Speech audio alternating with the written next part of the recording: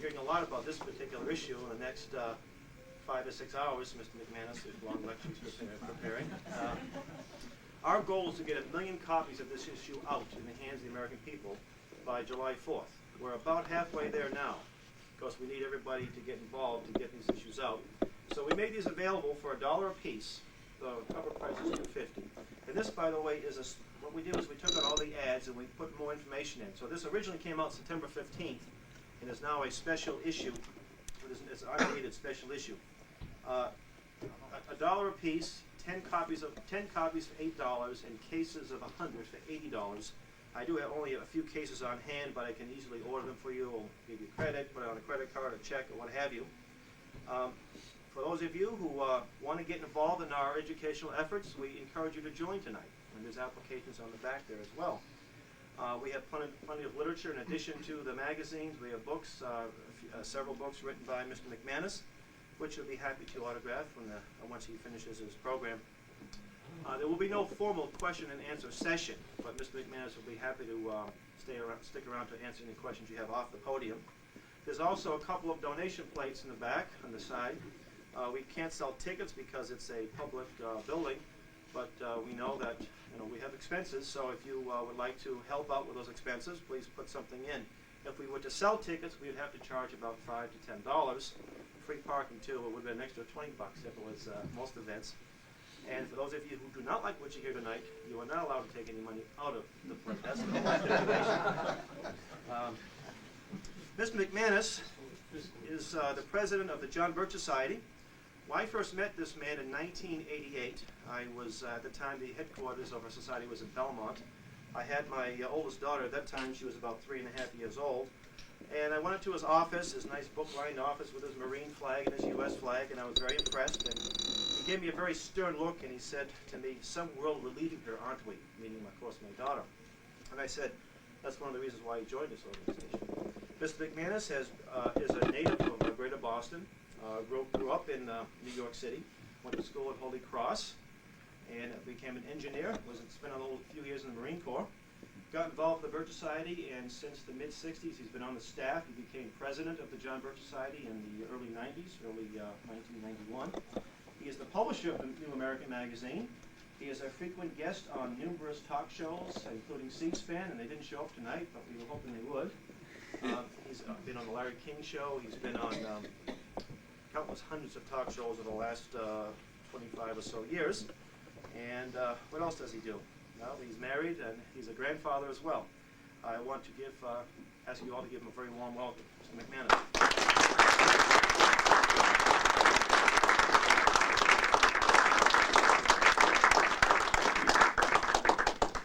Thank you, ladies and gentlemen. Thank you, Hal. I got here a little late. I thought the program was at 7:30. In fact, I told some people to come at 7:30, so there'll be some more folks coming, and including my wife, who's going to really give it to me for this one. They always tell you that you're supposed to start off programs with a little bit of a levity, warm up the audience or something.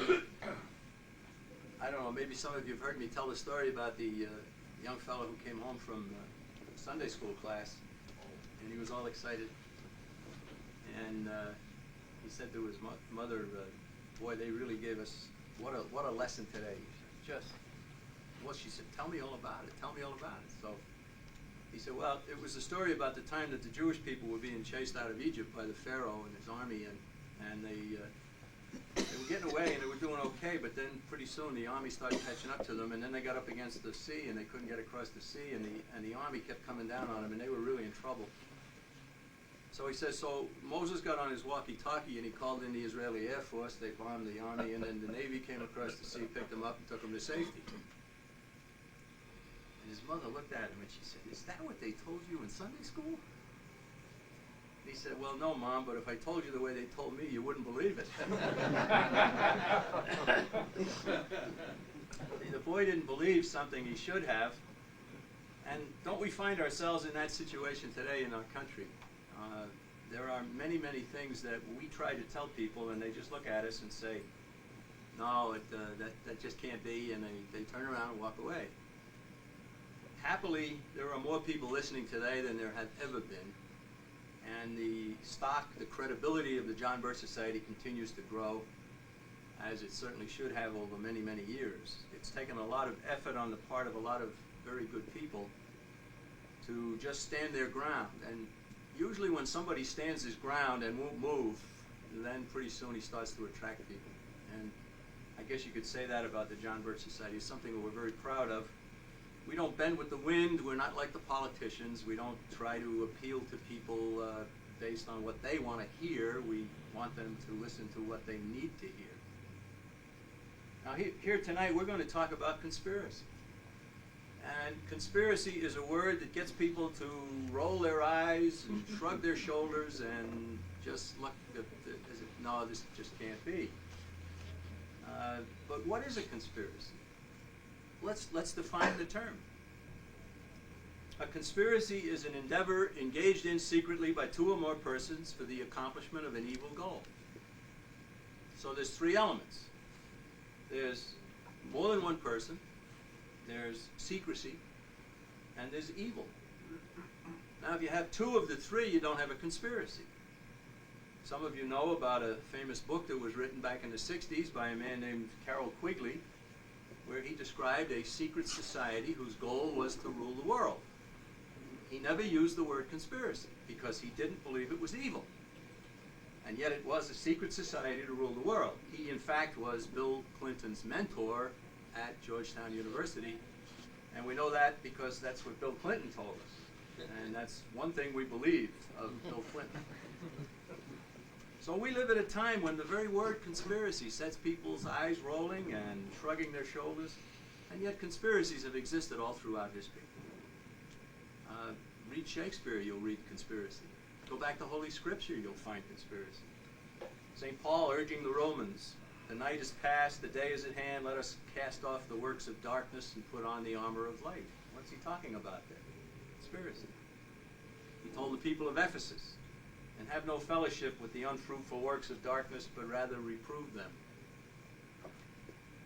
One of the quotations that I've used over many, many years is a quotation from J. Edgar Hoover, who in 1956, you could say he was at the height of his popularity, maybe, the height of his effectiveness, fighting the communist movement within our country. He wrote an article for the Elks magazine, and in it he said, the individual is handicapped by coming face to face with a conspiracy so monstrous he cannot believe it exists. Well, that's where we are today. Now, I don't contend that J. Edgar Hoover had the same view of conspiracy that I do. I think mine is a little more grand. What I see is in fact, a lot worse than he ever talked about. And so we're going to talk about a conspiracy actually that began in the 18th century. The conspiracy of the Illuminati, hatched in Bavaria on May 1st of 1776. We're going to try to trace this all the way through the 1800s up until our own time, because we believe that what we're facing in our country today and what the world faces, what mankind faces, is a conspiracy just like the Illuminati, if not actually an extension of it, that has continued down through 6, 7 generations. So as they sometimes say, fasten your seatbelts, we're in for a long ride. The John Birch Society was launched in 1958. Long before 1958, however, there were others speaking out about this very same conspiratorial organization, the Illuminati of Adam Weishaupt. For instance, a lengthy editorial appeared in the Boston-based Christian Science Monitor in June of 1920. I usually have a copy of that with me. I don't know if I brought it. Let's see if I have it here. I think the last time I spoke, somebody asked me for it, and I gave it to them, but I have another one at home. Nevertheless, it's a lengthy editorial. It's 2.5 pages of this kind of type. And what they talked about in this editorial were remarkably disturbing events of the day. Again, now, this is 1920. And the editorial made reference to an exceptional book exposing the Illuminati that was written in 1798 by an Englishman named John Robeson. I have a copy of that book here, something that's been republished by the John Birch Society. It's called Proofs of a Conspiracy by John Robeson, written in 1798 about the Illuminati conspiracy that was formed on May 1st of 1776. Now, what did they say in 1920 in this editorial in the Christian Science Monitor? Here's what part of it. What is important to dwell upon is the increasing evidence of a secret conspiracy throughout the world for the destruction of organized government and the letting loose of evil. Anybody who will turn for a moment to the outpourings of Adam Weishaupt and his Illuminati may satisfy himself of that. John Robeson, who studied the gyrations of this order in France and Germany, has summed up its ideals as the obliteration of Christianity, the deification of sensuality, the proscription of property, the abjuration of all religion and morality, the repudiation of marriage, and as a necessary corollary, the state adoption of children, universal license, and the wrecking of civilization and giving over of society to general plunder. The Monitor editorialist claimed that the Illuminati's program included political degeneracy, manipulation of the people's thinking, even the propagation of evil for the sake of evil. And to those who might scoff at such a notion, the writer stated in 1920, when his work appeared, that the existence of, quote, the conspiracy of evil against humanity is entirely undeniable. And ladies and gentlemen, I believe it is no less deniable as the 20th century winds to a close. The goals of this conspiracy noted in the 1920 editorial are being realized. Our Christian-style civilization is being obliterated. Sensuality is being deified in books, magazines, movies, and television. Property rights are being eroded, religion and morality are under attack, marriage is being denigrated, and numerous government programs have been instituted to gain control of children. In addition, the threat of world government being built on the ashes of all of this destructiveness is very real. More commentaries such as this exist. In February 1920, Winston Churchill wrote an article for London's Illustrated Sunday Herald.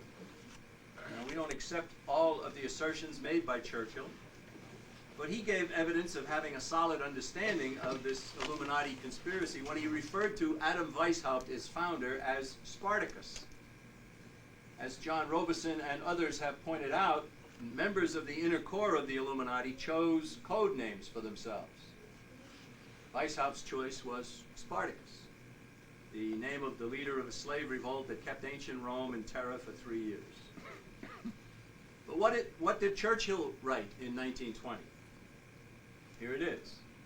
He said, from the days of Spartacus Weishaupt to those of Karl Marx, down through Trotsky in Russia, Béla Kun in Hungary, Rosa Luxemburg, Germany, Emma Goldman in the United States, this worldwide conspiracy for the overthrow of civilization and for the reconstitution of society on the basis of arrested development has been steadily growing. It has been the mainspring of every subversive movement during the 19th century. That's very key. That was his attitude. It's my attitude. And now at last, this band of extraordinary personalities from the underworld of the great cities of Europe and America have gripped the Russian people. He's talking, of course, about the fact that the communists, the Bolsheviks, had seized control of Russia. He called them extraordinary personalities from the underworld of the great cities of Europe and America. But weren't Lenin and Trotsky Russians? Yes. But were they financed by Europe and America? Yes, indeed they were. Note that Churchill linked the 18th century Illuminati to Karl Marx of the mid-19th century, and then to such 19th and 20th century personalities as Russia's Leon Trotsky, Hungary's Béla Kun, Poland and Germany's Rosa Luxemburg, and America's Emma Goldman. As indicated in 1920, the conspiracy involving all of these individuals has been steadily growing. Then in 1953, a California Senate Committee on Education also linked the Illuminati to the scourge of communism. Its conclusions, appearing in what was called the Dilworth Report, stated, so-called modern communism is apparently the same deadly and hypocritical world conspiracy to destroy civilization that was founded by the secret order of the Illuminati in Bavaria on May 1st, 1776, and that raised its hoary head in our colonies at critical periods before the adoption of our federal constitution. In other words, this is saying that this conspiracy had some effect in our own country very shortly after it was founded. Now, why are we dwelling on a history of a plot conceived more than 200 years ago? I've already indicated that, really. It's because something like it, or its actual descendant, threatens our nation, ourselves, and all of mankind today. Now, who was this Adam Weishaupt? A brilliant organizer. If he was anything, that's what he was. The 18th century in which he lived had already suffered from the ravages of numerous secret societies. In 1776, Weishaupt created the most formidable of all of them, calling it the Order of the Illuminati, the Enlightened Ones. It was built on a system of concentric circles of power, influence, and knowledge of the conspiracy's ultimate goal. And this is key. He set out to recruit utopian idealists and ambitious schemers into his sect. From these, he selected the most able and the most cunning and moved them into higher circles. He kept progressing. People kept progressing. The additional circles brought them into greater knowledge and power, knowledge of the order's ultimate long-range plans. His organizational genius enabled him to harness the energies of individuals at every level of his brilliantly conceived structure. The final aim of the Illuminati was to rule the world. In order to accomplish this enormous undertaking, Weishaupt aimed to destroy all existing institutions. His plan called for overthrowing governments, destroying religion, abolishing private property, replacing morality with sensuality and license, and eventually merging all of mankind under one centrally controlled world government. Recruiting for the Illuminati was to be accomplished by first gathering neophytes into the outer circles, where they would be persuaded that the general object of the order was the happiness of mankind. The resulting activity of Weishaupt's neophytes parallels the labor of today's liberals. Both were energized to tear down the basis of a healthy society in the mistaken belief that their efforts would benefit their fellow man. But talented, energetic, and ambitious neophytes were noticed and quickly selected for advancement into the next higher circle, where they were referred to as Minervals. And then soon promising Minervals would be told that religion was mere superstition and patriotism was narrow-mindedness. Then they were introduced to sensual pleasures and corrupted morally, to the degree that abandoning the order became very difficult. If the sensual pleasures weren't lure enough, the thought that their involvement in such practice could be publicized simply froze them in place. Now, the glorification of sensuality and the downgrading of morality had a profound effect on these individuals. Then the next rank was Illuminatus Minor, conferred on those deemed worthy of additional advancement. These elevated recruits were ordered then to spy on others in their respective ranks and to report their findings to a superior.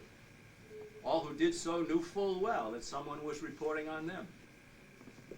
And all the while, any means to achieve the ends of the order were deemed acceptable. And the conspirators spent great energy recruiting into the various levels of their conspiracy the sons of the very powerful and the very wealthy. Not the individual who had made the fortune, but the descendants. And this business of any means to the end is very, very important. You can judge somebody, of course, by what his goals are. But you should also judge him by the means to achieve those goals. No matter how noble a goal may be, foul means can never be justified to get to it. But here we have both foul means and foul ends. Well, the next level of conspiratorial acceptance saw the rank of Illuminatus Major conferred on very highly regarded candidates. And beyond these levels of conspiratorial advancement remain the ranks of Presbyter, Prince, Magus, and Rex. Fewer and fewer conspirators were welcomed into each higher level. As the Illuminatus Rex, the king, Weishaupt was known to only the highest initiates.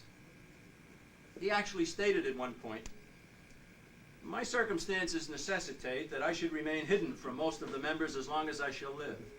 I am obliged to do everything through 5 or 6 persons. I have 2 immediately below me into whom I breathe my whole spirit, and each of these 2 has again 2 others, and so on. In this way, I can set 1,000 men in motion and on fire in the simplest manner, and in this way, one must impart orders." I thought it was significant that he said that the individuals immediately below him were the ones into whom I will breathe my whole spirit. Because the derivation of the word conspiracy, the etymological derivation of it, is breathe together. Con meaning together, and spiro meaning I breathe. So the word has obviously had added to it another element, the evil part of it, but breathing together in secret for a foul means is what a conspiracy is. And here's what Weishaupt was saying. And you can see the genius of the organization. Here was a man who could set 1,000 in motion just by talking to 2. Members of the innermost circles were then asked to swear an oath which included the following passage. Just imagine yourselves being asked to swear this kind of an oath. "I bind myself to perpetual silence and unshaken loyalty and submission to the order in the persons of my superiors, here making a faithful and complete surrender of my private judgment, my own will, and every narrow-minded employment of my power and influence." Can you imagine? We've all heard of people in league with the devil. This is certainly very close to that, isn't it? That any man would swear such an order is hard to believe, but believe it we must. Already conversant with other secret societies, Weishaupt formed the Illuminati, as we said, on May 1st of 1776. Now, May 1st is the date that has been selected by communists and socialists the world over to celebrate their respective movements. Most of them believe its significance has something to do with the commemoration of Karl Marx. Hardly any know that May 1st coincides with the founding of Weishaupt's conspiracy in 1776. In 1777, Weishaupt affiliated with the Masonic Lodge in order to take control of it for his purposes. By 1782, at the Masonic Congress held at Wilhelmsbad in Germany, Weishaupt's corps of brilliant conspirators succeeded in taking over other French and continental European Grand Orient lodges. Illuminized Masonry spread like wildfire throughout Germany, Sweden, Russia, Poland, Denmark, Hungary, Austria, and France. Poor France. In 1784, a courier for the Illuminati, while traveling in Bavaria, was struck by lightning and killed.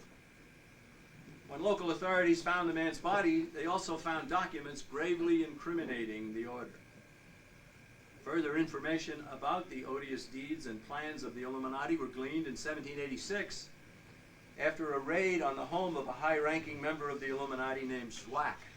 And because of what they had learned about the creation of Adam Weishaupt, this Illuminati, the Bavarian authorities decreed that recruiting for the Illuminati would henceforth be prohibited under penalty of death. They felt that strongly about it. So Weishaupt fled north to Gotha, into northern part of Germany, where he ostensibly gave up Illuminism and became reconciled to the Catholic Church, ostensibly. His reconciliation was a ruse, however, and the piety and seeming abandonment of the goals of the order he exhibited only made him far more dangerous. During the 1780s, Illuminists in France began plotting a revolution in that nation in order to destroy existing stability. In 1786, Mirabeau, Danton, Murat, Robespierre, Talleyrand, Lafayette, and others set out to overthrow thrones and altars, the monarchy and the church. And of course, in France, it was the Catholic Church. Such a plan was to be repeated worldwide. Mirabeau organized the Club Breton, which became the Club des Jacobins, the center of Illuminism and Illuminized Freemasonry. and Voltaire, one of the great minds of history who recognized that ideas rule the world and who used his considerable talents for evil goals of the conspiracy, started the Club for Propaganda. It became the conspiracy's mass media of its day for indoctrination of the people in France. When all was ready for the revolution, some pretext was needed to get mobs into the streets of Paris. Word was passed to the people that weapons stored at the Bastille prison could be found and used to protect the monarchy from a rumored insurrection supposedly already underway elsewhere in the city. There was no other insurrection in the city, however. And about 1,000 Parisians marched to the soon-to-be famous prison, many believing that they would find large numbers of skeletons, even prisoners chained in the darkest of dungeons. But what really happened, according to Jean-Paul Marat, one of the conspirators, is very far from the accounts given in most history books. Here is what Marat wrote, and he was one of the conspirators. He said the mob found a mere 7 inmates living quite comfortably. 4 were forgers, 2 were lunatics who had been mad before they were imprisoned, and 1 was a count who had been jailed for monstrous crimes at the request of his family. In the confusion caused by the mob, Marat said, the 4 forgers simply melted into the crowd and disappeared. Who could blame them? The 2 lunatics were found and were placed in a different asylum, and he said, and the count was returned to his disappointed relatives. The mob found no captives in chains, no skeletons, no corpses, and none of the horrors it had been led to expect. But during the attack on the Bastille, the prison guards were butchered, along with some of the brave individuals who tried desperately to stop the rioting. Now, that's only a brief glimpse at what actually transpired during the storming of the Bastille, and yet that event has been memorialized as a great victory of the people who supposedly rose up against their masters in search of liberté, égalité, fraternité. Its date, July 14th, continues to this day as a great national holiday in France. Cries of liberté, égalité, fraternité went throughout France. And of course it means liberty, but there's a difference between liberty and license. And equality is something that you hear even in our own time. And ladies and gentlemen, I can tell you that in my understanding, the only place where people are really equal is in prison. And we don't want that. Entire nations have been created into prisons, haven't they? Fraternité is brotherhood. Is it the brotherhood of man under the fatherhood of God, or is it the brotherhood of man under some other spiritual force? Now, whether in French or in any other language, slogans like those can indeed be revolutionary, and they can constitute a very dangerous invitation to evil. The siege of the Bastille inaugurated the monstrous French Revolution, which eventually claimed the lives of King Louis, his queen Marie Antoinette, and 300,000 peasants who were supposed to be the beneficiaries of the uprising. The revolutionaries displayed some of their ultimate intentions by seizing Notre Dame Cathedral and placing a prostitute on the high altar where she was worshipped as the goddess of reason. The blood stopped flowing in France only when Napoleon became the nation's dictator. It is sadly true, but perfectly accurate to state that France has never recovered from the French Revolution, which began in 1789. Now, news of the French Revolution, especially at the beginning of it, was greeted by some in America with great joy. It was felt that the uprising in France was a duplication of the strife which led our own nation's people to independence. But a well-informed John Adams received the news of the French Revolution with great misgivings. He believed of France that, quote, adherence to the revolutionary government would lead to great and lasting calamities. Attempts were made by French leaders to enlist the support of President Washington in converting our nation's independence into a copy of France's convulsion, and later to have the United States take the side of France in her war with Spain. But Washington resisted. And when Lafayette, his close ally during the War for Independence, sent the president the key to the Bastille, Washington accepted and hung it in the presidential palace right next to a portrait of Louis XVI. In other words, yes, I will accept your gift, but I will not accept your revolution. Soon the Democratic clubs, patterned after the Jacobin clubs in Paris, sprang up here in America. During this period, in the early 1790s, the government of the United States added a tax on whiskey in order to pay war debts. It led to rebellions. And when authorities went into the central part of Pennsylvania, they found French flags flying over the courthouse in Harrisburg during the 1794 Whiskey Rebellion. President Washington saw the uprising for what it truly was, and he stated, "This is the first formidable fruit of the democratic society's diabolical attempts to destroy the government of this nation." John Jay was our nation's first Chief Justice, and as he assessed the situation, he added, "The Jacobins are still more numerous, more desperate, and more active in this country than is generally supposed. But with excellent leaders, our infant nation survived the onslaught of revolution that gripped France. Nevertheless, partisans for that type of revolution and their designs would reappear again and again." In 1798, two important books about the Illuminati and its destructiveness were published in Europe. The first I already mentioned, John Robeson's Proofs of a Conspiracy. The other book was written by a French priest named the Abbé Baruel, and it's a much more scholarly 4-volume work, just been republished in this format, Memoirs Illustrating the History of Jacobinism.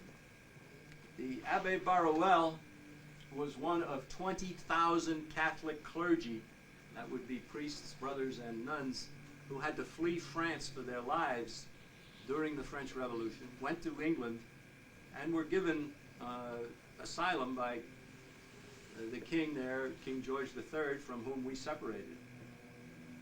Much of the information that we're presenting here comes from these two books and from others that we will mention as we proceed. And these two individuals, Robeson, the British man, and the Abbé Baruel, the Frenchman, they didn't know each other. They worked independently, and yet they were in absolute agreement about the threat to civilization posed by Weishaupt's Illuminati and about the Illuminati's pivotal role in fomenting and carrying out the French Revolution. Robeson's book was promptly brought to America, and the Reverend G.W. Snyder of Fredericktown, Maryland, sent a copy to George Washington. George Washington had just left the presidency. He was president from 1789 until 1797. We're talking now 1798, 1 year later. And this was a period, of course, when there were Illuminist and Grand Orient lodges of Freemasonry established here in the United States. Most of the Masonry in the United States, the Blue Lodge, the Scottish Rite Freemasonry here, did not come under the influence of the plotters. And after he read Robeson's book, George Washington wrote back to Reverend Snyder in Fredericktown, Maryland, and thanked him in a letter dated October 24th, 1798. His letter said, "Reverend Sir, it was not my intention to doubt that the doctrine of the Illuminati had not spread in the United States. On the contrary, no one is more satisfied of this fact than I am."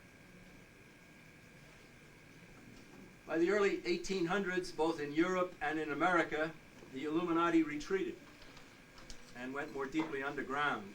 Yale University President Timothy Dwight warned of the Illuminati's presence in 1799. In 1920, a book was written by a man named Professor Vernon Stauffer. He's from Ohio's Hiram College. Supplied many, many details about the Illuminati's threat to America. The book came in 1920, and yet the subject matter of the book is its title, New England and the Bavarian Illuminati. And you can see that this is a well-worn copy given to me recently by a good friend, and I'm very grateful, very glad to have it. Numerous historians insist that the Illuminati, having been exposed and challenged here and in Europe, completely disappeared. But there is very strong evidence that the Italian Carbonari continued to advance the plot based in Italy.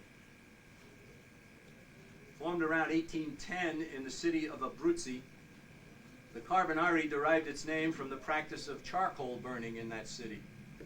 Meeting in the marketplace, its basic unit became known as the vendita. That's the word whose root gives us, of course, the English word vendor. The highest lodge of the Carbonari was known as the Alta Vendita. I don't think I have to explain that. Alta, the highest, and Vendita, the lodge.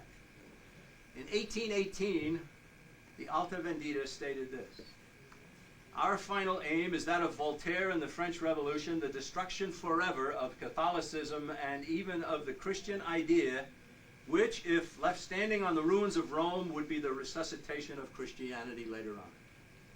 The work which we have undertaken is not the work of a day, nor of a month, nor of a year. It may last many years, a century perhaps, but in our ranks the soldier dies and the fight continues." I found that quotation quite useful because I'm trying to demonstrate continuity of conspiracy. In 1827, a young firebrand named Giuseppe Mazzini was welcomed into the Carbonari in Italy. Only 22 years old at the time, he was eventually found himself in a fight with the Carbonari, and he parted with them and rose to an even higher place in the overall conspiracy elsewhere. He formed a group known as Young Italy, which later merged with the Carbonari, and he now had control of the whole thing. In time, other nations had the misfortune of having similar groups formed within their borders. Young Poland, Young Germany, Young France, Young England, Young Ireland, and Young America. Mazzini eventually went to London, where he teamed up with Karl Marx, and then helped to foment a revolution in Italy in 1848, a year when revolution ravaged most of the nations of Europe. And France's Louis Napoleon, eventually achieving power in 1852 as Emperor Napoleon III, was so heavily involved with the Carbonari that he was actually known as Carbonaro. Much was eventually learned about the Carbonari and its Alta Vendita through a book authored by Monsignor George Dillon, a Catholic priest in Scotland. His book was issued in 1885. Actually, what happened is he was giving lectures on the subject, and his lectures were so important and so intense and so well done that he was ordered by church authorities to assemble them into a book. The book was published in 1885. It's called The War of Antichrist with the Church. I have a copy, and I thought I brought a copy of the title page of it, but I guess I didn't. The book supplied important details about Weishaupt's retention of control of the diabolical plot after moving north to Gotha from Bavaria. In 1885, Monsignor Dillon wrote, "Weishaupt, after being deprived of his professorship in Bavaria, found an asylum with the Prince of Coburg-Gotha, where he remained in honor, affluence, and security until his death in 1830. He continued all his life the chief of the Illuminati, and this fact may account in large measure for the fidelity with which the Illuminati of the Revolution invariably carried out his program of perpetual conspiracy for the ends he had in view. It may also account for the strange vitality of the spirit of the Illuminati in Italy, Switzerland, Germany, Spain, and of its continuance to our day." Monsignor Dillon claimed that the Alta Vendita of the Carbonari was, quote, "the immediate successor of the inner circle of Weishaupt," close quote. He further claimed that the first leader of this Italian creation was a corrupt nobleman who took the name Nubius and who died mysteriously in 1837. I believe he was poisoned by Mazzini. Perhaps the most dramatically relevant portion of this important book is its publication of the detailed plans of the Alta Vendita conspirators to send their people into the Catholic Church. By doing so, they expected to gain influence over the Catholic people and to neutralize the Church from within. The permanent instructions of the Alta Vendita to its members contained the following passage. Let the clergy march under your banner in the belief always that they march under the banner of the apostolic keys. Lay your nets like Simon Barjona. Lay them in the depths of the sacristies, the seminaries, and the convents rather than in the depths of the sea. And a leader of the Carbonari, who used the name Piccolo Tiger, added his own instructions to those already given. He wrote, the conspiracy against the Roman See should not confound itself with other projects. It is of absolute necessity to de-Catholicize the world. Let us not conspire except against Rome. We come now to another important element in the conspiracy's continuation, the creation and rise of communism attributed to Karl Marx and Friedrich Engels. Marx was born in 1818 to a middle-class German family. He went to the University of Bonn, where he distinguished himself by being expelled for drunkenness. He would have been right at home in many American universities, I think. Marx and Engels eventually affiliated with the German branch of the League of the Just, a nice-sounding name for a group that later changed its name to the Communist League. You get an idea of what that was all about immediately. Rooted in secrecy and subversion, the League of the Just, which had established branches in most European nations, set out to unite the continent's various socialist factions under a common manifesto. Its members sought to spread the plague of socialism and communism throughout Europe. Their goals coincide completely with those of the Illuminati, and it is believed by many that the League of the Just was simply another outgrowth of the Illuminati of 1776. The task of writing the unifying document for Europe's socialists fell to Marx and Engels. Unabashed plagiarists, they took the work of another socialist named Blanc and used it as the basis for their own creation, the Communist Manifesto. This is the John Birch Society's edition of the Communist Manifesto. It's complete. It also has a very valuable introduction written by a good friend of mine. The Communist Manifesto is noteworthy for many things, but one of the noteworthy features of it is that the first edition of it in German, this is a German front cover, did not even carry the names of Marx and Engels. Actually, the two were relatively minor players in a much larger and more sinister production. They may have thought that they were at the inner circle. They were far from it. What Marx and Engels gave the world in 1848 amounted to replacing God with reason and religion with the worship of nature. A close study of what Marx produced shows that in addition to being the father of communist-style socialism, he is also a progenitor of extreme environmentalism that makes Earth a god and attacks the very concept of private property. The text of the manifesto boldly states, the theory of the communists can be summed up in a single sentence, abolition of private property. Now let's make the point here that every communist certainly looks to this, and so does every socialist. In fact, communists and socialists have frequently fought with each other over who owns it. And in a preface written in 1888 on the 40th anniversary of the initial publication of this, Friedrich Engels talked about the fact that when they first wrote it, they wanted to call it the Socialist Manifesto. But they didn't for two reasons. The first is that there were some socialists running around that they felt were quacks and they didn't want to have anything to do with them.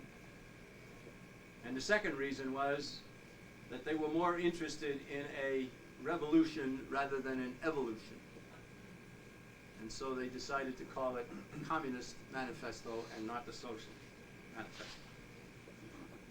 In succeeding pages, this document calls for abolition of the family, ending what it scoffingly refers to as the hallowed correlation of parent and child, replacing homeschooling in favor of state-run education, abolishing the institution of marriage, eradicating countries and nationalities, and terminating all religion and religious-based morality. All of these goals of Marx are being implemented in our nation today. The manifesto then lists its famous 10 planks, all of which are also partially or completely fastened on our nation in the 20th century. Here are the 10 planks of the Communist Manifesto. To take control of a nation, Marx called for land controls, a graduated income tax, abolition of the rights of inheritance, centralization of credit and banking, and that, of course, is the Federal Reserve, and even supposedly free education in government-run schools. Now, as in other countries, groups advocating socialism and communism and nihilism and other isms were formed here in America. Following the lead of the Illuminati, many sought to tear down the existing order prior to seizing power. In 1886, a remarkable and horrifying incident occurred at the famous Haymarket Square in Chicago. Revolutionaries had made a practice of congregating in the square to recruit and to preach their poison to the crowds. The authorities knew that some of these characters were dangerous, so there were always plenty of police on hand. On a particular day in 1886, revolutionaries took stations at the outer fringes of the crowd, and on a given signal, many of them pulled out weapons that they had hidden, fired them at the police, and hurled hidden bombs at police wherever they could find them. 7 policemen were killed and 68 were injured, some so seriously they were never able to work again. Captain Michael Shack of the Chicago Police investigated the incident and spent 3 years learning what had really transpired. In 1889, his monumental book, Anarchy and Anarchists, concluded that the incident was a step in a carefully orchestrated worldwide plan. He wrote in 1889, "In London, there are all the factors for the most dangerous mob the world can produce. In France, the Commune is stronger than ever it was, and the Red Terror may appear with every turn of the whirligig of politics. In Spain and Italy, the socialists are busy, while in Germany and Russia, a crisis is at hand. Let none mistake either the purpose or the devotion of these fanatics, nor their growing strength. This is a methodic, not a haphazard conspiracy. The ferment in Russia is controlled by the same heads and the same hands as the activity in Chicago. There is a cold-blooded, calculating purpose behind this activity, manipulating every part of it the world over to a common and ruinous end." That's in Chicago in 1889. Additional evidence about the continuity of this conspiratorial design from Weishaupt to today appeared in 1980, the publication of a large, thick book called Fire in the Minds of Men. The author, James H. Billington, a well-connected scholar who taught at both Harvard and Princeton and eventually rose to become the librarian of the United States Congress. He is there today. His book is subtitled Origins of the Revolutionary Faith, and it traces revolutionary activity from the 18th to the 20th century. Billington discussed the importance to conspiratorial continuity of Filippo Buonarroti, who left Italy for France in 1792, brought his knowledge of Illuminism to Switzerland, and eventually collaborated with Mazzini in forming Young Italy. Buonarroti's goal, according to Billington, was the creation by force of a new secular order. His organizational plan, said Billington, was simply lifted from the Bavarian order of Illuminists. And Billington also stated that it is from the Bavarian Illuminism that modern revolutionary tradition has arisen. Now, he also made note of something that a lot of Americans have wondered about. He showed that the contrast between the New American Federation and the occult symbology on its Great Seal. Now, you've all seen the occult symbology on the Great Seal. It's on the back of the dollar bill.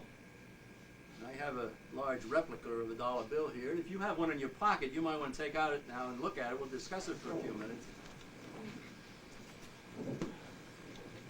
This is the Great Seal of the United States. The eagle, which is to the right on the dollar bill, is the front side of it.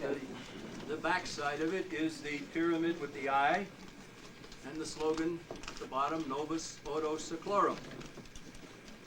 If you look closely, you see Roman numbers at the bottom of the pyramid, and they add up to 1776. And there would be people, of course, who would say that means July 4th, 1776. I'm not so sure of that. I think it's May 1st, 1776. Now, the slogan at the bottom there, Novus Ordo Seclorum, translates literally, New Order of the Ages. It translates freely, New World Order. I think you've heard that. The all-seeing eye was the symbol of the Illuminati. There's no doubt about that. The pyramid is the symbol of the same symbol as I've been using here. I've been talking about concentric circles of power and influence leading up to the top. But you can make that same point with a pyramid, can't you? It's wide at the bottom, and it gets smaller and smaller and smaller as you get towards the top, and then you have the pinnacle of it. The Great Seal was put together in 1782, 6 years after the foundation of the United States of America. Revolutionary thinking surely played a role in putting an occult mark on our nation only 6 years after it was formed. Generally, the reverse of the seal had been little known, and because of its occult significance, wherever it was known, it was ill-regarded. People would jump away from it, don't want to have anything to do with that. But then in 1935, Secretary of Agriculture Henry Wallace persuaded Secretary of Treasury Henry Morgenthau to place the Great Seal on the back of the $1 bill. According to Arthur Schlesinger Jr., Wallace informed Morgenthau that Novus Ordo Seclorum meant New Deal. Obviously, Morgenthau didn't know any Latin. Schlesinger also stated that for many years, Morgenthau had to defend himself from charges that he was mixed up with the occult and the secret societies. Now, it's also interesting to note that Henry Wallace was as close to being a communist and never named a communist as anybody who's ever lived in this country. Henry Wallace was heavy into all kinds of communist activity. It was through his leadership of the Agriculture Department that many, many communists were brought into government, including a man named Alger Hiss, who started in the Agriculture Department. Now, we've talked about conspiracy. Well, what are the effects of these conspiracies? Well, let's go back and think about it here. 300,000 peasants died in revolutionary France. That's a sizable portion of the population at the time. There have been murder and mayhem and revolution throughout the 19th century in Europe. You get into the 20th century and you see the Soviet Union murdering 12 million in the Ukraine with an enforced famine. They actually loaded all the food on flat cars and box cars and shipped it out of the Ukraine, and 12 million people died. Government estimates, U.S. government estimates, are that the Chinese communists killed somewhere in excess of 35 million of their own people since the end of World War II. You go to Cambodia in the 1930s and you see 2 million out of 7 million slain when the communists took control of that country at the end of the Vietnam War. You go over to Afghanistan and you see that 1.4 million civilians were murdered by the Soviets who invaded that peaceful neighbor in 1979 and all during the 1980s, created mayhem, even to dropping booby-trapped toys from aircraft that young children would pick up and have their eyes blown out and their limbs torn away. Why all the murder? Why all the horror? Don't they want colonies of slaves? They want world government, and yes, they want colonies of slaves, but it has long been a tactic of the conspiracy to control populations through the use of terror. This is why they murder, and especially why they murder indiscriminately. Terror keeps people in line. Terror not only helps to conquer, it is a very effective way of keeping a people conquered. And I know many, many Americans who say it would never affect me, and yet if you ask them to go to a meeting of the John Birch Society, they say, well, who might be there? Who might see me? Who might... might somebody take down license plate numbers? We still live in a free country, my friends. Obviously, you all believe that. It's easy for Americans to conclude that nothing similar to what we've described here could happen in America, and especially here today. But the most recent perpetrators of these horrible crimes are still around, aren't they? And some of them, like Mikhail Gorbachev, are now treated as noble humanitarians. Yeah. Gorbachev led the Soviet Union during the rape of Afghanistan.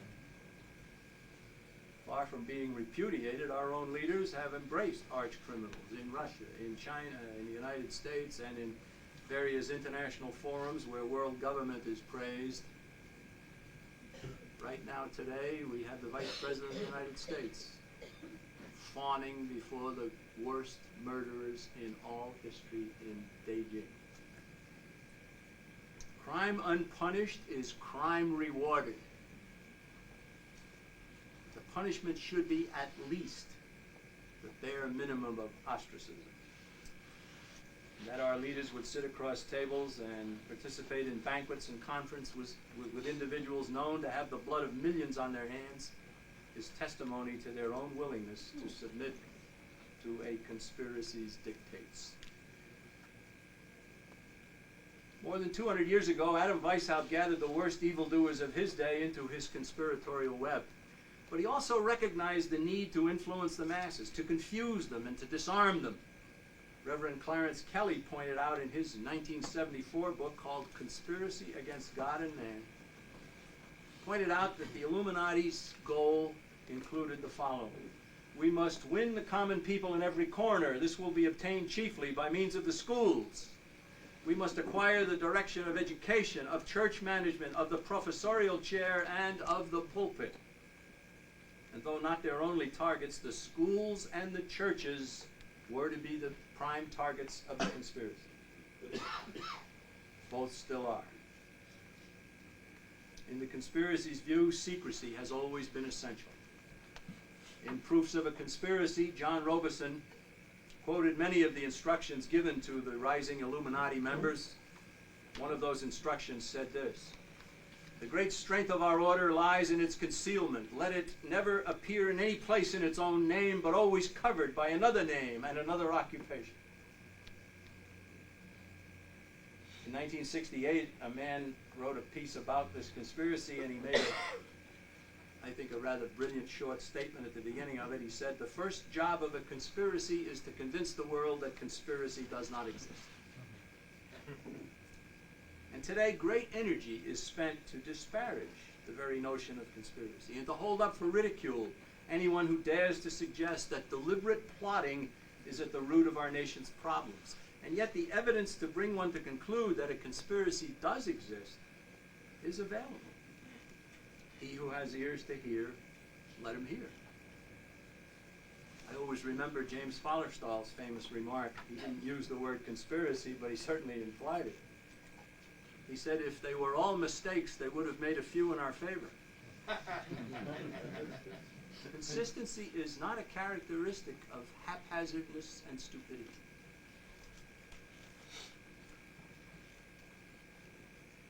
We have to ask a question of our fellow Americans, and the question is very simple. Which way, America? Is it going to be the way of the Declaration of Independence, the Constitution of the United States, less government, more responsibility, and with God's help, a better world?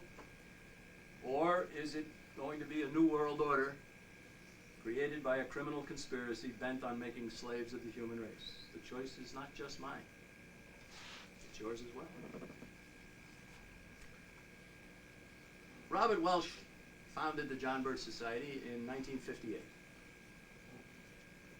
He warned about the power and influence of a worldwide master conspiracy at every opportunity.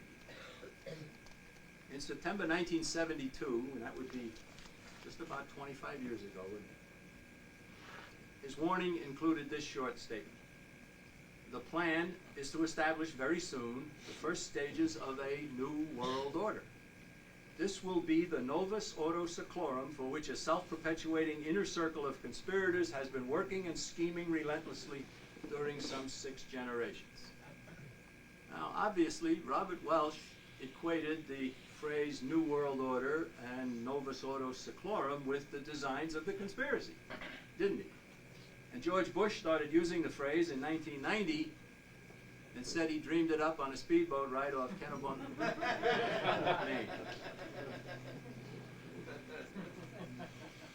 On September 11th of 1990, George Bush said, out of these troubled times, this was the beginning of the war in Iraq, out of these troubled times, our 5th objective, a new world order, can emerge. We are now in sight of a United Nations that performs as envisioned by its founders. Now, there's tremendous amount of information in that statement. First of all, New World Order. Secondly, United Nations, world government, the goal of the conspiracy. Thirdly, he wants that world government as envisioned by its founders. Who were its founders? The U.S. delegation was led by a secret communist named Alger Hiss. There were 15 others in that delegation who were later named by congressional investigating bodies as members of the U.S. Communist Party. There were also 43 members of that delegation who were members of the World Government Promoting Council on Foreign Relations. And that's the U.S. delegation. Soviets had a delegation led by a hardcore communist named Andrei Gromyko. Other nations sent their one-worlders, their socialists, their communists, and their utopian dreamers. Advocates of national sovereignty were not welcome. And the goals of these founders of the United Nations was clear. They wanted world government. They wanted the New World Order. They didn't use the phrase at the founding of the UN, but they certainly could have. The New World Order was to be built around 2 main pillars: world government and economic control through some form of socialism, as outlined by Karl Marx in the Communist Manifesto. It could be either communist-imposed socialism, or it could be socialism brought about by the slower and more scheming technique of having a people vote themselves into tyranny, as we are doing in the United States of America. Once imposed worldwide, however, economic control would be maintained by communist-style force. The conspiracy also fomented wars because they knew that war always leads to 2 main goals, and those goals are more government and moral decline. In 1953 and 54, a congressman from Tennessee named Carroll Reese led a special House committee formed to investigate the large tax-exempt foundations that had been financing subversion within our nation. He hired a man named Norman Dodd to be the committee's top researcher, and Dodd sent a committee staffer named Catherine Casey to examine the records of the Carnegie Endowment for International Peace. The results of the Reese Committee's investigations are recounted in several books that we distribute. Miss Casey was a lawyer. She spent several days in New York at the Carnegie Endowment, and she returned to Washington in a somewhat dazed condition. She reported that the Carnegie minutes for 1911 told of its trustees raising a question. The question is there any means known to man more effective than war, assuming you wish to alter the life of an entire people? At the end of a year of discussing this, according to the minutes, the trustees concluded that there was no more effective way to accomplish that goal other than war. So then they raised another question.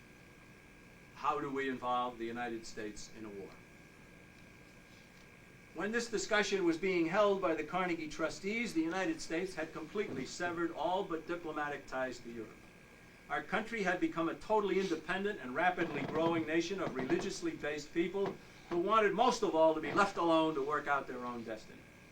Unbeknownst to them, powerful individuals were busily plotting to alter their entire life by pushing the nation into a war that would indeed produce moral decline, more government, and the beginning of a drive towards world government. Our nation did go to war in 1917, and out of World War I came the first attempt at world government, the League of Nations. In 1919, when the U.S. Senate refused to have our nation become a part of the League of Nations, its advocates formed the Council on Foreign Relations for the purpose of making sure that a future try at world government would be approved. Then they went to work to gather into the CFR's ranks the movers and shakers of our nation who would then promote world government. Now let's stop for a minute here and consider the fact that the President of the United States today is a member of this Council on Foreign Relations. And so are 6 of the last 7 presidents. Just about every cabinet official in the Clinton administration is a member of the Council on Foreign Relations. The leaders of the U.S. Congress, Gingrich, the Republican leader in the House, Gephardt, the Democrat leader in the House, are members of the Council on Foreign Relations. So are quite a few other congressmen. And a whole bunch of senators, including Senator Kerry here from Massachusetts, 2 senators from Maine, 2 senators from Rhode Island, Senator Moynihan from New York, and some others. You will also find in the Council on Foreign Relations 3 of the 9 justices of the Supreme Court. Now, the executive branch is dominated by these people. The legislative branch is fairly well dominated by these people, and the judicial branch at the Supreme Court level is certainly partially dominated by these people. James Madison is the father of the Constitution, the 4th president of our nation, a man to whom we owe a great deal. And he at one point said, the accumulation of all powers, legislative, executive, and judicial, in any single one place is the very definition of tyranny. We're very close to it. We're very close to it. Reese Committee staffer Catherine Casey also reported finding in the Carnegie minutes that the trustees exulted over the entry of our nation into World War I. She discovered that the trustees even sent a telegram to President Wilson cautioning him to see that the war did not end too soon. In keeping with the Illuminati's modus operandi, no scruple, not even the deaths of many, many thousands in a world war, was to interfere with the designs of the conspiracy. Throughout its history, the conspiracy has worked to foment wars, and U.S. involvement in that war resulted in part from anger over Germany's sinking of the British vessel, the Lusitania, which was loaded with munitions. The people aboard it were not aware of that. The German government had tried to warn people not to travel on the Lusitania because it was an armed auxiliary cruiser of the British Navy, and they knew it. And one torpedo hit the ship, and it hit the area where the munitions were, and the Lusitania sank not because of the torpedo, but because of an internal explosion.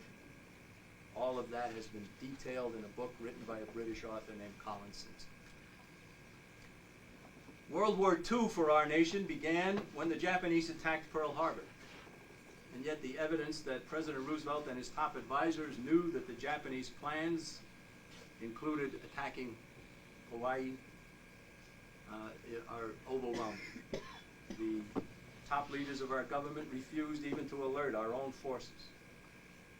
World government advocates, still angry over our nation's refusal to join the League of Nations, wanted another, even more horrible war in order to generate support for another try at world government, the United Nations. And where the Carnegie trustees in 1918 had urged President Wilson not to end the war too soon, President Roosevelt extended World War II by refusing to accept a Japanese peace proposal in January of 1945.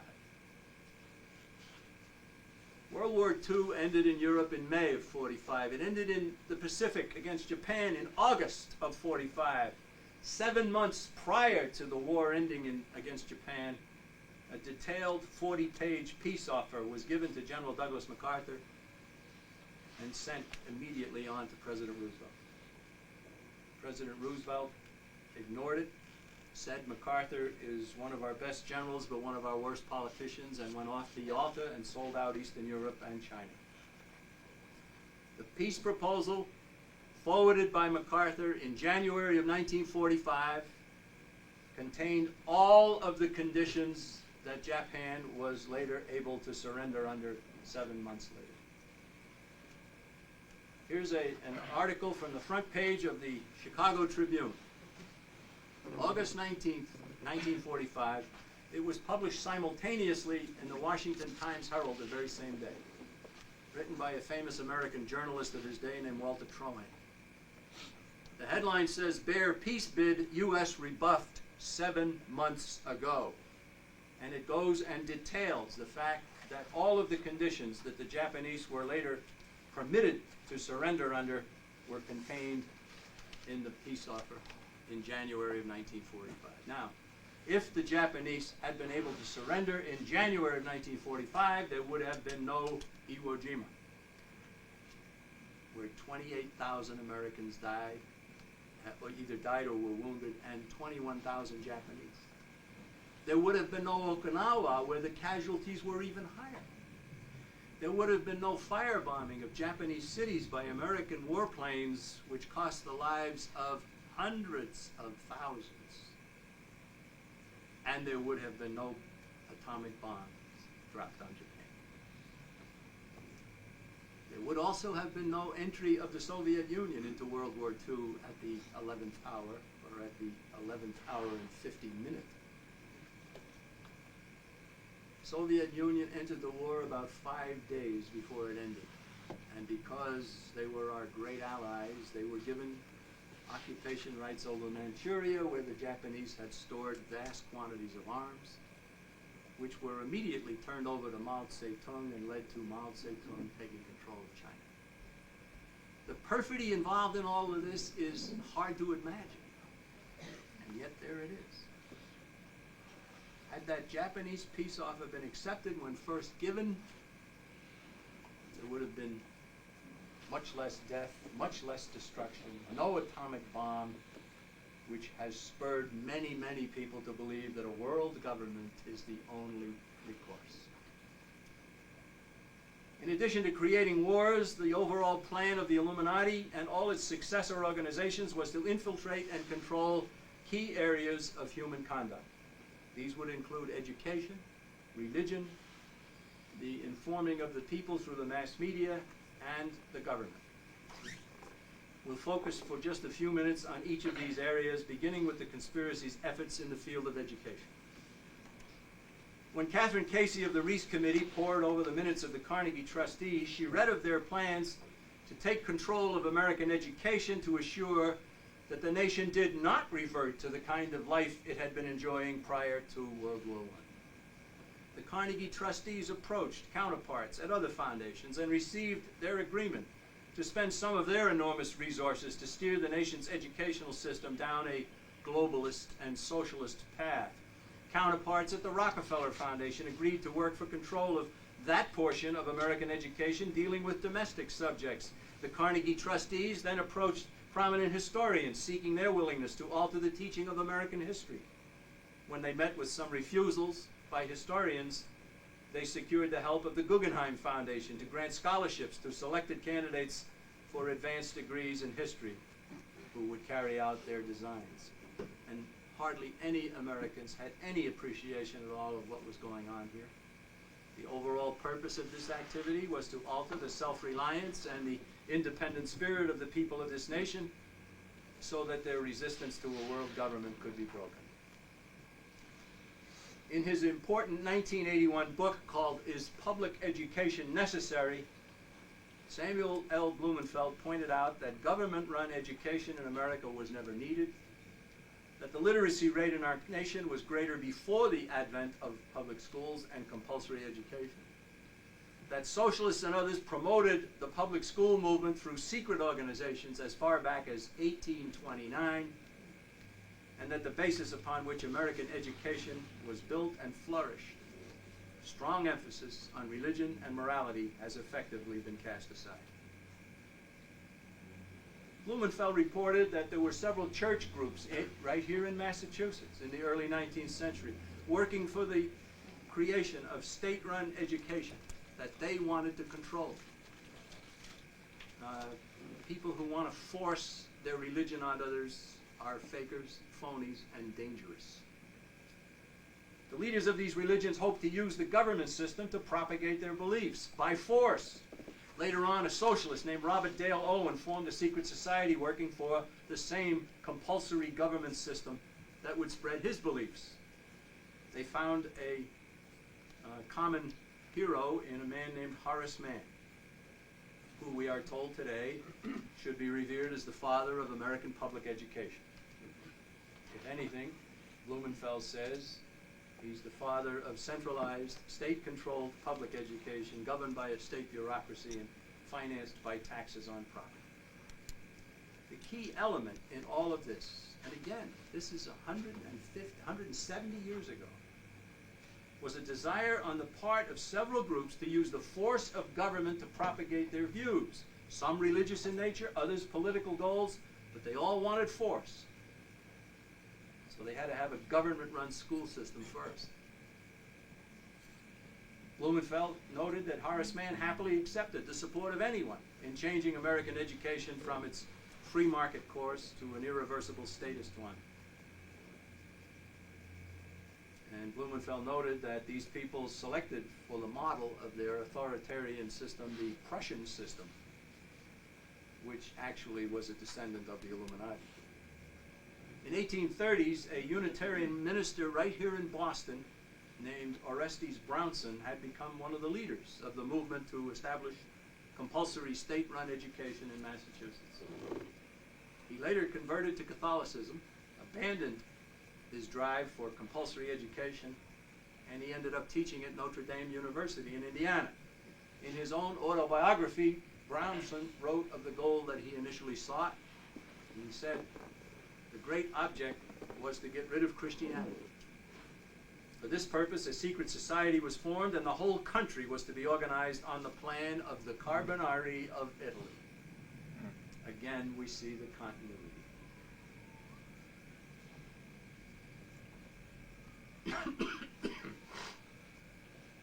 When his book was written, 1981, Blumenfeld summarized the American educational scene.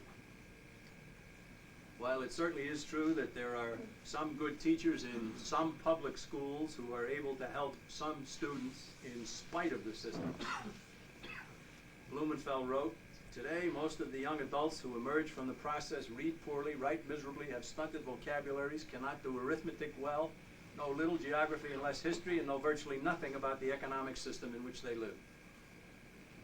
In many schools, they fall under strong peer pressure, are introduced to drugs and sexual promiscuity, while their teachers preach the moral relativism of secular humanism as a substitute for the outmoded moral codes of religion. This same man, Blumenfeld, also wrote a book about the National Education Association. He said of it that it is uncompromisingly atheistic. It has advocated amoral sex education, abortion on demand, gun control, environmental extremism, nuclear disarmament, acceptance of the homosexual lifestyle, and socialized medicine. That's what it's for. What is it against? It's against encouraging students to restrict sexual intercourse to heterosexual marriage, wants no one to be permitted to homeschool his children unless properly licensed and forced to follow a state-approved curriculum, and it objects to testing teachers for drugs, alcohol, or AIDS. In 30 states, public school teachers are required to become members of the state affiliate of the National Education Association, Massachusetts being one of them, effectively amounting to membership in the NEA itself. No American should be required to belong to any union in order to work, and no one should be forced by law to pay for an educational system, good or bad. If the American people were given a choice to continue to put the tremendous amounts of money that they're putting into the public school system, the government school system today, how many of them do you think would continue to do it? And if they weren't required to put their money there, what would they do with the money? Wouldn't there be a proliferation of private schools and academies? And every time I say that, there's somebody who says, well, what about the poor people who couldn't afford it?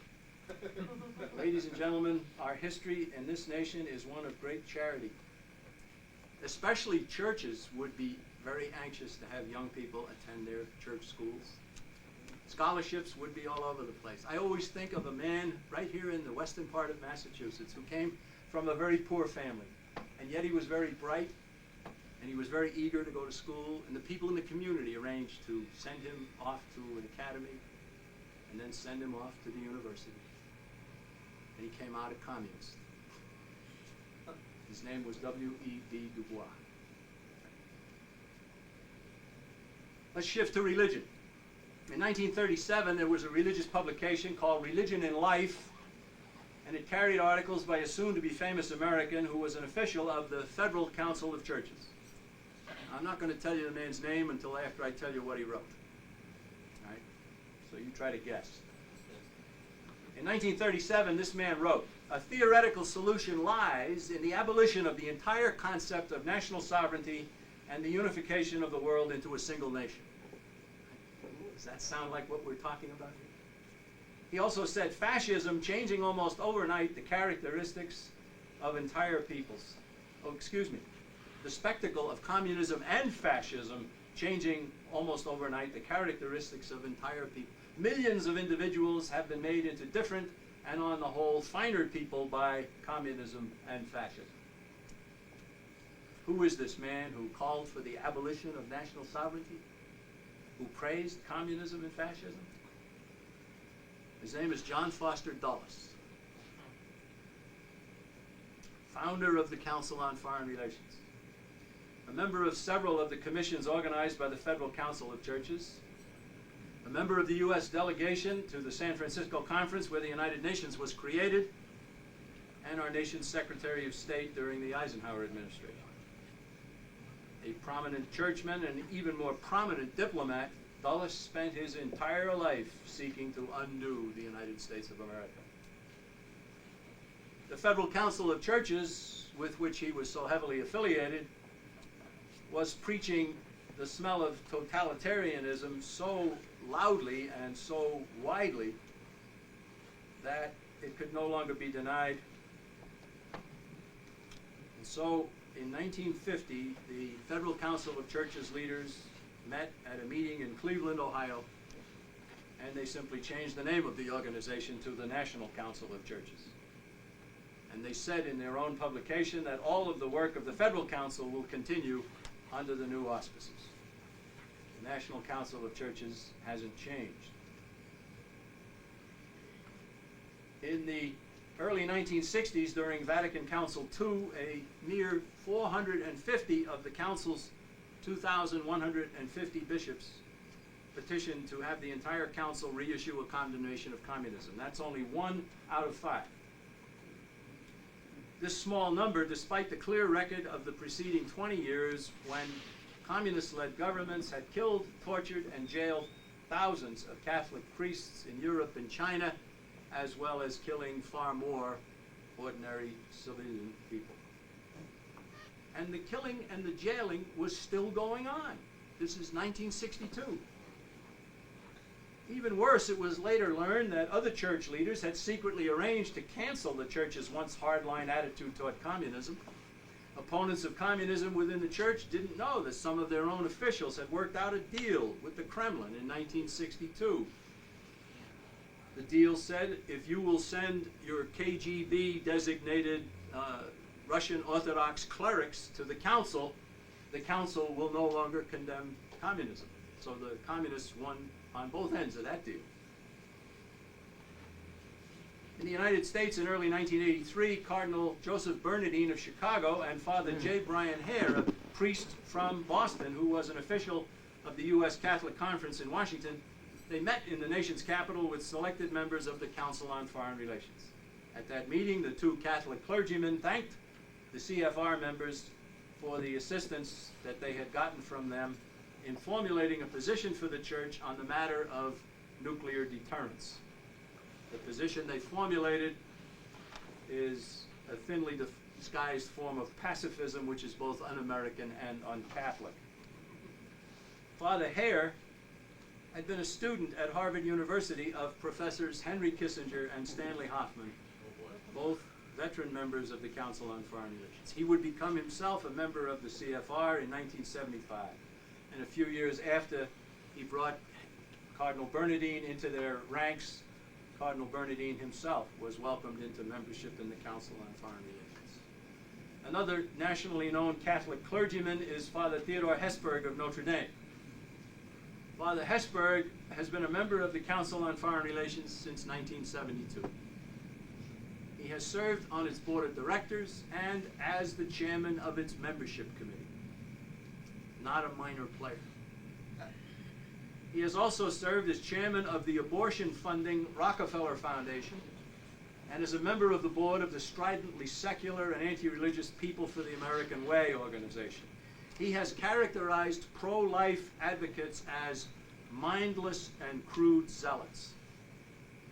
In 1973, Father Hesburgh condemned national sovereignty as the one great remaining divider of humankind. As this newspaper headline shows, Notre Dame president proposes world citizenship. He had no use for national sovereignty. In 1991, he stated that a real new world order must include a commitment of 25,000 troops from each of 20 countries to be available for use by the United Nations Security Council. These troops, said Hesburgh, would be employed as enforcers of peace wherever world problems developed. He wanted a UN peace force. Now, if you know what an oxymoron is, I've just given you. As horrifying as all of these views of one of America's most prominent Catholic clergymen really are, it's even more horrifying to realize that no one in the hierarchy of the Catholic Church has spoken out to oppose his subversive stance. No one. No one has to be a Catholic today to know that over the past 30 years, the Church has undergone a wholesale revision of its attitudes, its liturgy, and its disciplines. All throughout Latin America, and even into the southwestern United States, a new interpretation of Scripture based on Marxism and labeled liberation theology has been introduced by revolutionaries within the Catholic clergy. The consequences, both politically and religiously, have been devastating. The Catholic Church, always known by friend or foe as a bastion of traditional values, has become fragmented and disoriented. It didn't happen by chance, ladies and gentlemen. Into the vacuum created by religions that have lost their way has come New Age mysticism and pantheism. These new trends have found a very welcome home in the United Nations. For many years, a man named Robert Mueller served as an Assistant Secretary General at the UN. He's one of many working zealously to create a UN-directed New World religion. And Mueller is not alone.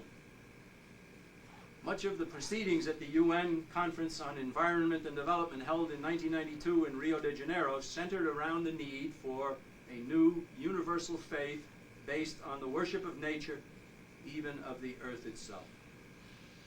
Among the enthusiastic supporters of this new UN-style religion can be found current UN official Maurice Strong, Vice President Al Gore, and former Soviet dictator Mikhail Gorbachev. In 1995, plans for the formal establishment of a new organization called United Religions were laid at a meeting in San Francisco. The gathering was held in 1995 in San Francisco in conjunction with the 50th anniversary of the founding of the United Nations in that city. Representatives of virtually all religions were present, along with some of the world's political and spiritual luminaries. Britain's Princess Margaret was there. South Africa's Archbishop Desmond Tutu, doesn't he get around? Lech Walesa of Poland was there. UN Secretary General at the time, Boutros Ghali, was there.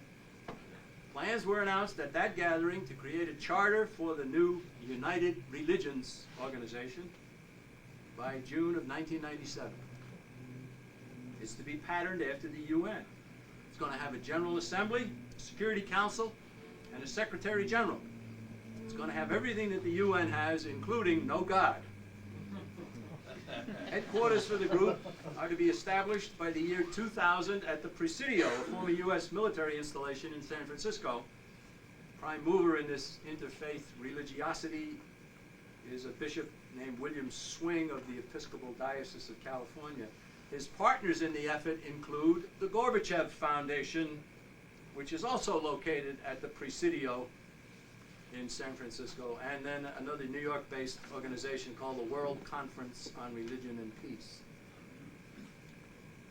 Weishaupt sought to gain control of the schools and the churches to influence the common people.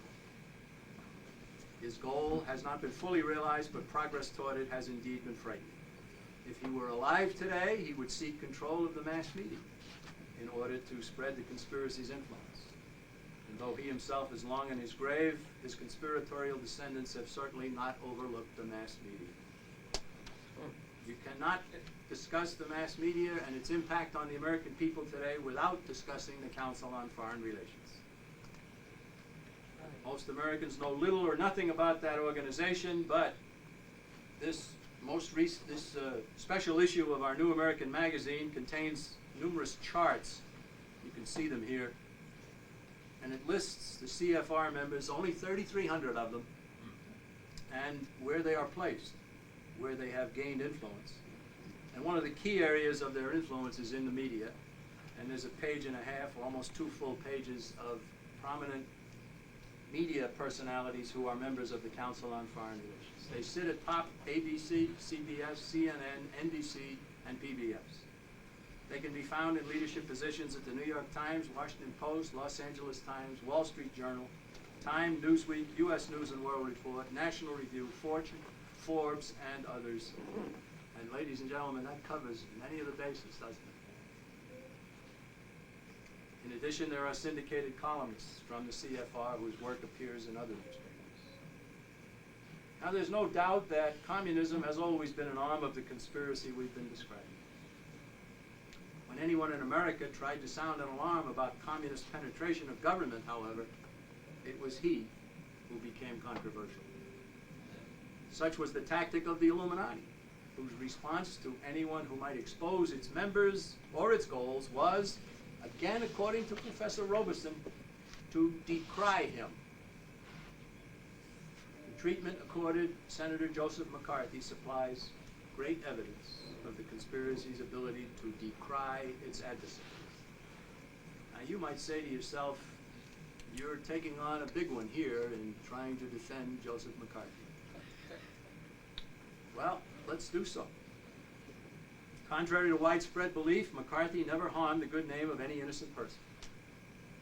The truth about the Wisconsin senator is that he publicly named less than 200 individuals as security risks. All of those he named were indeed connected to communism. His efforts, however, produced no deaths, no injuries, no tortures, no arrests without warrant, no imprisonment without trial, no deportations, no denials of due process. The crisis for Joe McCarthy came when he shifted his investigation from the Communist Party to the high officials of government who were working to protect party members and who were working to impede his legitimate work as a United States Senator. If you go back to what I said at the beginning here, we have a conspiracy of concentric circles of power and influence. One of the far from the core rings is the Communist Party.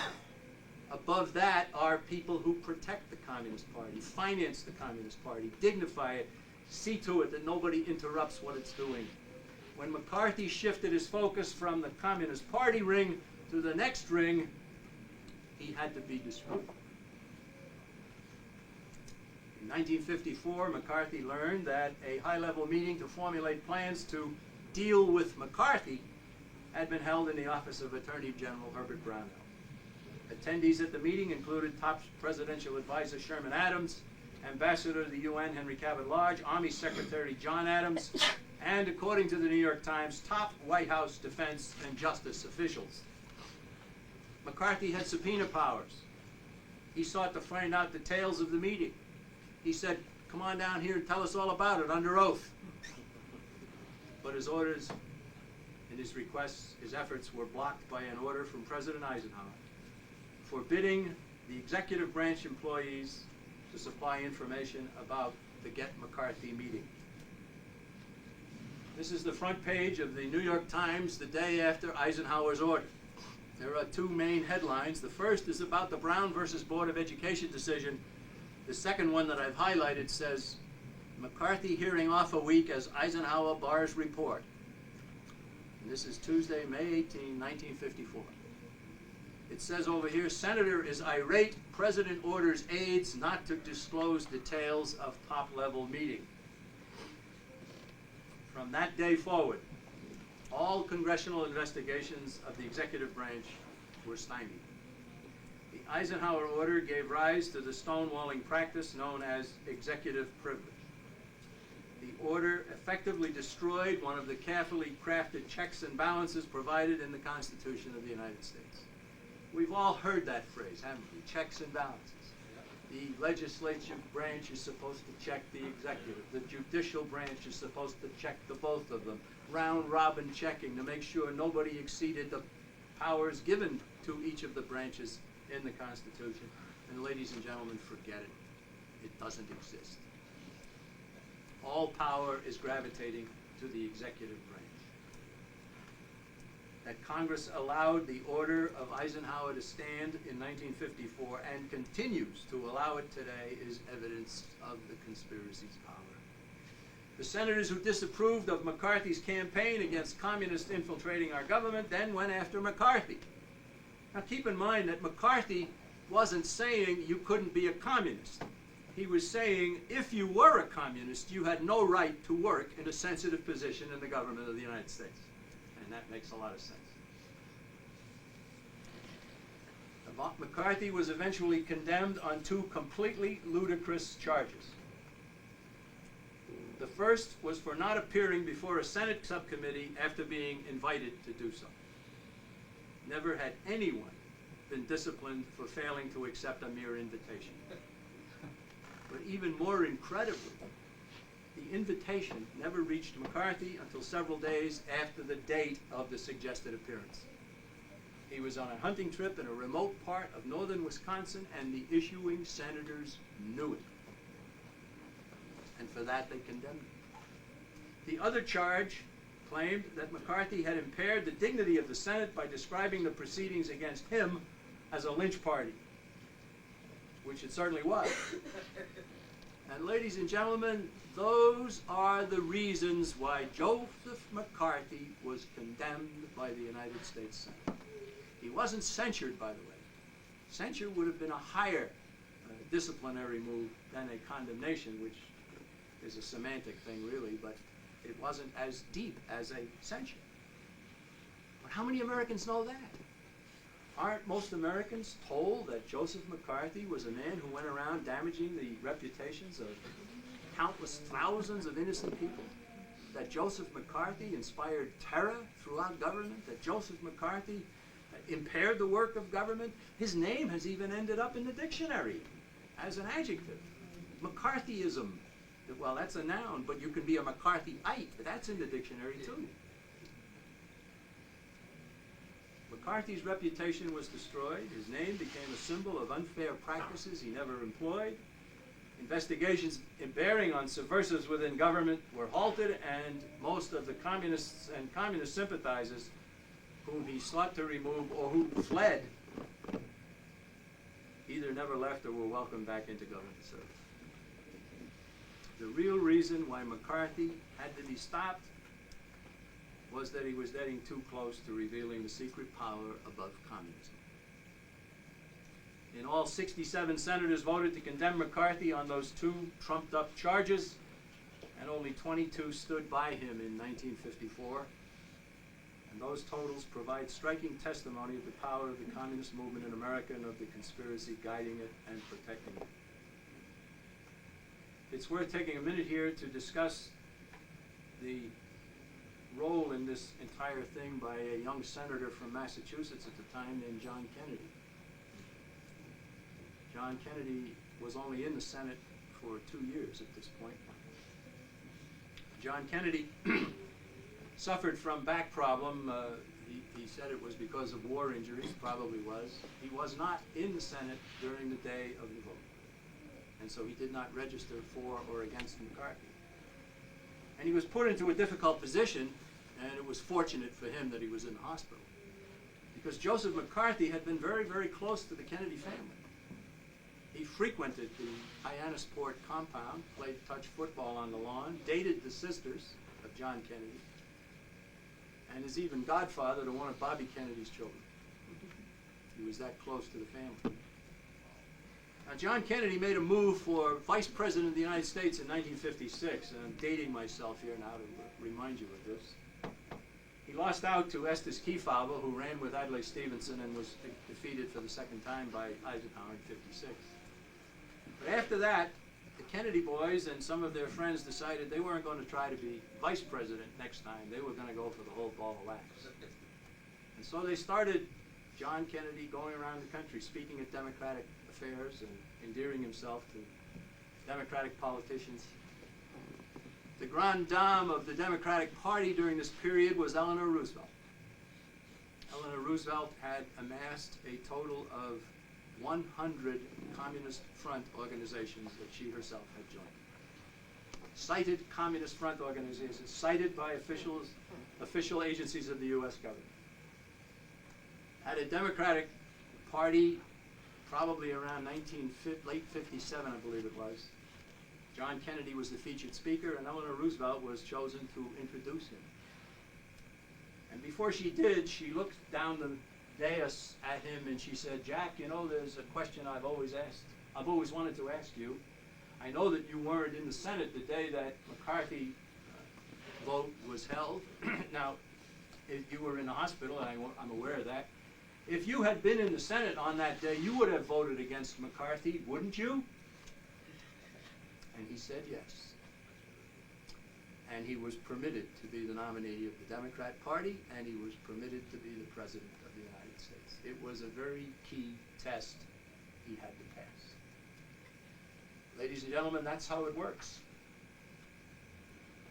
Now, in America today, we see a still free people voluntarily building their own iron curtain around themselves. Many are gripped by fear of retribution and fail to speak out and oppose what is being done to our country and ourselves. Don't let anyone ever do that to you. You're an American. Your nation is being made over into a carbon copy of thousands of despotisms that have come before. You've got to help us to stop this treachery. How can the conspiracy's progress be stopped? The solution is majestically simple. In fact, the essence of any brilliant strategy is simplicity. The conspiracy's drive toward totalitarian power can be stopped if enough people know about it, speak out about it, and demand a return to age-old principles. The power of a dedicated few is something that most people have no appreciation of. Let me give you a few quick examples of what can be done by a few. 25 years ago, a group of criminals who happened to be American Indians cooked up a plan to take control of a section of land within our borders, out in the Dakotas, declare themselves an independent nation, import arms from communist governments with whom they were already in contact, get recognition from communist nations, maybe even United Nations, and wage war on the United States from within. These subversives had already intimidated large numbers of fellow Indians and had been financed by the U.S. government. Virtually overnight, they boasted that they spoke for all of the American Indian population. But in a matter of just a few weeks, wide distribution of just 2 pamphlets produced by the John Birch Society sufficiently exposed the plot, and the American Indian movement was repudiated. A few years later, the Equal Rights Amendment was sailing toward complete ratification when the John Birch Society recognized it for what it truly was. As written, The Equal Rights Amendment would have given the federal government new authority to control any activity engaged in by men or women. That's everything. Our people went to work and persuaded state legislators to reject the ratification, and that threat of dramatically enlarged federal power passed.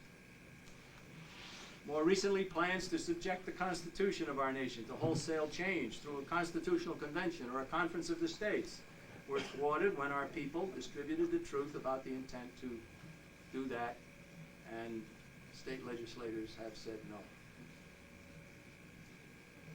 Small groups of people can succeed if they're organized. Nobody knew that better than Weishaupt, the Illuminati. Why not organization for good? Not a conspiracy, a wide open activity. Wake the town, tell the people.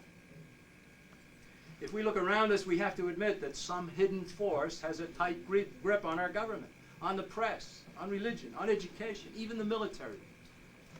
How many of you know that the U.S. government has just leased bases at the former Long Beach Naval Station in California to a group called COSCO, C-O-S-C-O, China Overseas Shipping Company, an agency of the Communist Chinese government? That COSCO company had a ship about 2 years ago called something Phoenix. The ship was apprehended by customs agents who found several thousand AK-47 rifles destined for distribution among street gangs in Los Angeles. And those are the people who we have just leased naval port facilities in Long Beach, California, while Al Gore is over bowing and scraping before the bloodiest murderers in all history. Taxes and controls continue to grow. Our children can't offer a prayer in the increasingly deficient and dangerous schools we are forced to finance. Many of the churches we were brought up in are unrecognizable today. The mass media we are told to trust give us pap and misinformation for news and a steady diet of smut and terror for entertainment. We are told that doing business with the worst murderers in all history, the Chinese communists, is a good idea, even while they continue to murder and tyrannize their own people. We are told that a still professing socialist named Gorbachev is some kind of a new Democrat. And we wonder as he is invited to speak in the halls of America. We are told that our armed forces must police the world for the United Nations. We remember that those who warned about tolerating abortion also warned that allowing it would lead to the killing of the old and the infirm. Will the politically incorrect be next? We cannot allow all of this continue, because if we do, we shall soon live in tyranny. Few Americans today know the name of Dr. Joseph Warren. He was a Boston physician. He lived within walking distance of this building. He was a leading patriot at the beginning of our nation's struggle for independence. On March 6th of 1775, he spoke at the 5th anniversary of the Boston Massacre. And that, of course, is when British troops had fired into a crowd of civilians and killed several of them. Joseph Warren knew that a British guard was on its way to arrest him. He spoke over the heads and the fixed bayonets of British redcoats who were standing right in front of him to the crowd behind him. He proceeded to implore his fellow Americans to resist tyranny and to fight for freedom. And some of what he said in 1775 needs to be heard today. He said, "Our country is in danger, but not to be despaired of. Our enemies are powerful and numerous, but we have many friends determining to be free, and heaven and earth shall aid the resolution." He said, "On you depend the fortunes of America. You are to decide the important question on which rests the happiness and liberty of millions yet unborn. Act worthy of yourself. The faltering tongue of hoary age calls upon you to support your country. The lisping infant raises its suppliant hands, imploring defense against the monster slavery. Your fathers look down from the celestial seats with smiling approbation on their sons who boldly stand forth in the cause of virtue. But they sternly frown upon the human miscreant who, to secure the loaves and fishes to himself, would breed a serpent to destroy his children. Dr. Joseph Warren fell mortally wounded at the Battle of Bunker Hill in 1775, right up the street. He didn't live long enough to see his countrymen succeed in the war for independence from Great Britain. We owe something to Dr. Joseph Warren and to all who helped to create this wonderful nation, this greatest experiment in human liberty in all history. Also, as he said, we owe something to the lisping infants who are counting on us to leave to them the country that we inherited with absolutely no effort at all on our part. Our country, the free and independent United States of America. I know you won't stand idly by and let a foul conspiracy destroy it. Therefore, I invite you to redouble your efforts if you are a member of the John Birch Society, and if you are not, to come join us in our proud companionship and in our epic undertaking. And I thank you very much.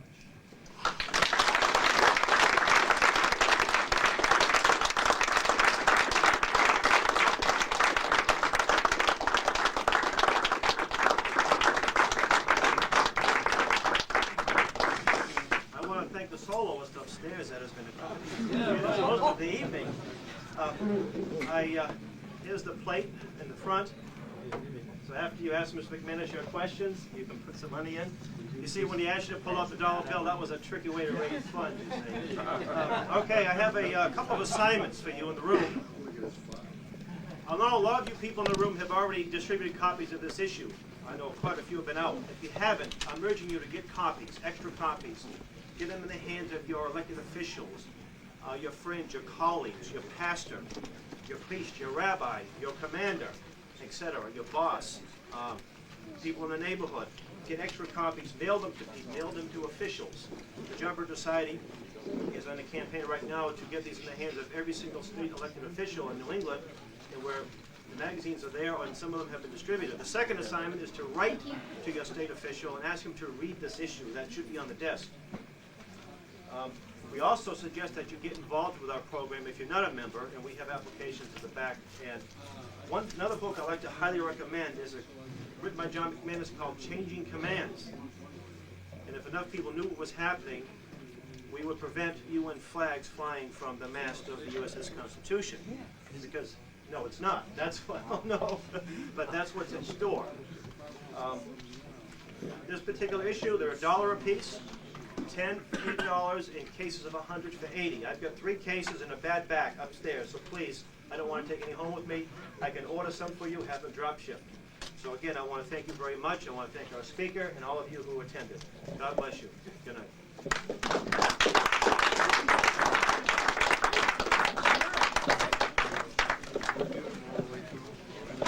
Well, ladies and gentlemen, let me make a quick announcement. I forgot. The program that you've heard tonight has been already made into a video program. It's actually longer than what I gave you. I shortened it, and I know you're very grateful for that.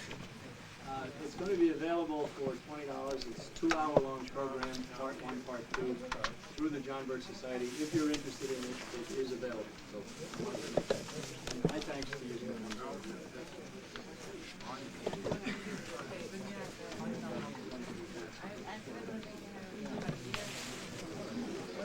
You turned it off? You're on there. Come on, give us a word.